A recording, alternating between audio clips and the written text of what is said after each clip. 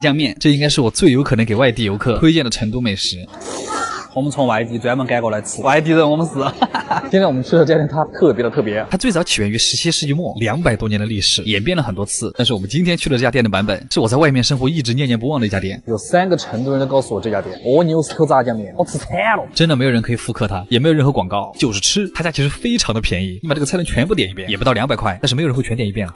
我要一个2两炸酱加脆烧加牛肉加煎蛋，然后再要一个红油饺子，然后要一个鱿鱼抄手，再个最多块。我惨了。吃面之前先来一碗粉蒸肉，它这个是那种很老式的小蒸笼牛肉，装盘之后会淋红油和蒜泥，不用咀嚼就能感受到粉质的细嫩，切得很小，所以牛肉更入味儿。回到成都之后吃什么，我感觉都很辣。我觉得它这个臊子加到豆腐脑里面肯定也很好吃，别跟我争论什么甜豆腐脑啊。然后这个是用来味觉修正的，它叫醉豆花。我跟你说，他们家的醉豆花真的是很无敌，喝到嘴里就是冰冰凉凉的醪糟味，但是它那个酒酿的味道若有若无，它不会盖住豆花那个很细腻的味道，但它又很有存在感。它的醪糟的比例特别的好。然后就是炸酱面了，我一般还会配个红油水饺，讲究一个主食配主食，长胖又备食。我点的太多了，我没有想到你们家那么多。吃炸酱面的精髓就是把那个臊子和转，他家是成都特色的湿臊，但是我喜欢再加一份脆臊，口感会很奇妙。哎压了，和炸酱面真的是成都人的一门手艺。它面用的这种成都很挂料的，而且很粗的棍棍面，入口先是那个辣油的冲味，然后就是料汁里面那个淡淡的甜味，感觉酱料和面条的融合度很高，真的太香了。这家店出名是有它道理。这个面条嚼起来贼扎实，一筷子可以挂很多料，吃起来就是油润但不油腻，油会让那个面条变得更滑，更好进入你的喉咙。我感觉我肚皮上的油现在在跟着流。一口面一口水饺，它看上去是不是很像中水饺？但它这个皮儿其实比中水饺更劲道，每一个都是前一天晚上娘娘现包的，肉馅压得特别实。你看着它红油很多哈，但实际上它是甜口的那种。吃了炸酱面可以吃这个放松，可能只是我吧。炸酱面里的煎蛋裹上一层红油，大户人家的体验。但是如果你觉得实在是太辣了，他家还有个鸡汤抄手，而且是鱿鱼炖鸡。我们家每年大年30的时候就吃这个汤，但是从来没想过在里面炖抄手，这个比龙抄手不知道好吃到哪儿去。一定要尝尝它的鸡汤，真的太浓了，一点点黑胡椒，再带上一点海鲜的味道，光是这个汤就很鲜。所以如果你怕辣，就炸酱面配抄手；不怕辣就配红油水饺。其实，在成都这种很有烟火气的社区小店还有很多，面也好吃，那个也好吃，都是街坊邻居口口相传的好店。很多人都说成都人对浪漫过敏，但是这些街边小店不就是浪漫本身吗？阿杰推荐指数9.5分，看玩意儿。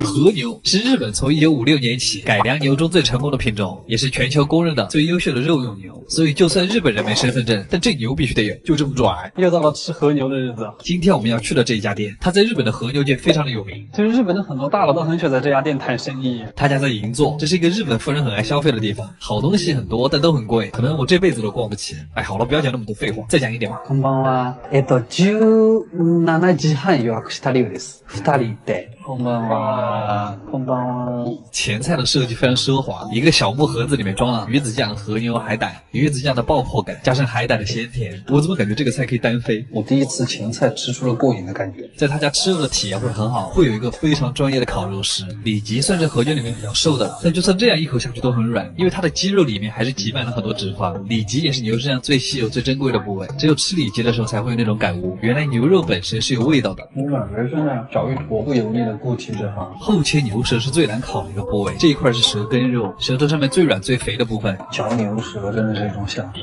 其实我觉得不挤柠檬更好吃，因为我喜欢粉色部分那个奶味儿，又韧又软，也只有和牛的牛舌才能做到这种。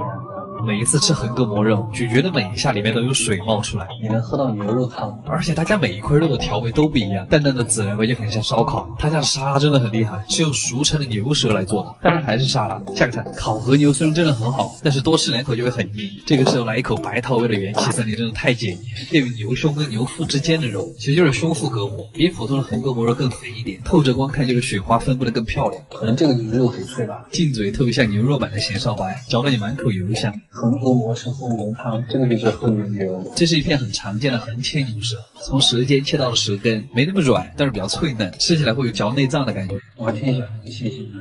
然后是一片牛腿肉，还配了个米饭。我特别喜欢和牛寿司，带着肉香的米饭，中国味一下会被满足。这就是他们家最贵的一道菜。下面把三明治烤脆，然后会夹着牛里脊最中间的那个部分。对不起郑中基老师，光是制作它的过程看着就很享受，边角料会单独切下来蘸盐吃，它是非常柔和的味道。外面一层吃起来又薄又脆，因为它是油炸的，所以能够锁住很多油水，烤得温热酥脆的吐司，加上鲜嫩多汁的和牛，还刷了一层微辣带着果香的酱汁。它这个肉的质感和虾很像，吃完特别的满足。这是我吃过最好吃的特牛三明治。然后是一片水煮的薄切里脊肉，蘸上他们家特制的咸蛋黄鸡蛋泡泡，再加上了黑松露之后，就是你已经能闻到扑面而来的汽油味了。它很像坚果蛋黄酱包裹着和牛，鸡蛋泡泡里面还有神奇的颗粒感，就像麦丽素的心，脆甜脆甜的。它还是很贴心的，给你上了一碗饭，直接泡在刚才那个汽油蛋液里。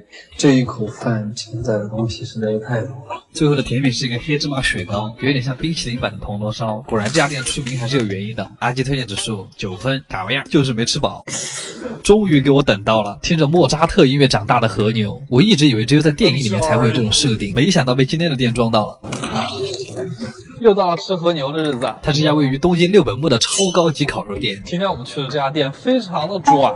六本木是个什么地方？其实就是离奇 people 们玩乐的地方。所以这条街上的店都有个特点，就是特别装。我也是来了这家店才知道，居然还有和牛店只吃母牛，这啥子怪癖？我们还要下一个旋转楼梯才能进店，是上班打卡。这个就是我们今天要吃的牛肉。先来给你展示一下，旁边还会附上它的血统证书，每个牛宝宝还有名字。店员也反复强调说，他们是听着莫扎特的音乐，在没有压力的环境下长大的，所以对牛弹琴到底有没有用？他居然让我给了100多块钱点了个前菜，他是不好吃，我就把他骂死。第一个牛尾汤，先来漱漱口。感觉声音口闷，汤还是比较鲜，但是它里面甚至没有给一坨肉。然后是无法逃离的生肉环节，可能确实是因为肉比较好，它那个脂肪吃起来会有一种果糖的甜味。第二坨是用蒜香烤肉酱拌的生肉，有点像韩式烤肉那个味儿啊。100块钱的前菜，感觉还是可以。让我们来尝一下拥有血统书的和牛是什么样子。这个肉刚刚放在烤盘上的时候，烤之前就能看到那个雪花分布的很均匀，上了烤盘那个网格印在肉上，显得更诱人了。关键它还只是一个舌头，但它的那个绵软程度又很像土豆烧牛腩，好爬哦，像备注的那个口感。接下来是招牌菜，牛的舌尖肉包葱丝。我一直觉得它比起舌根肉，口感更像那种嚼了10000次的口香糖，也就是脆弹的感觉了。还是舌尖肉有韧劲，牛舌包绿洋葱，吃起来像一个灌汤小笼包，咬开舌头之后里面还会流汁，那个味道特别像牛肉洋葱饺子。但其实你只用舌尖肉夹的葱丝也很好吃。又到了我们快乐的长寿 time， 沙拉达跳过。接着是我最喜欢的横膈膜肉，它真的太漂亮了，其实你根本就不用咀嚼，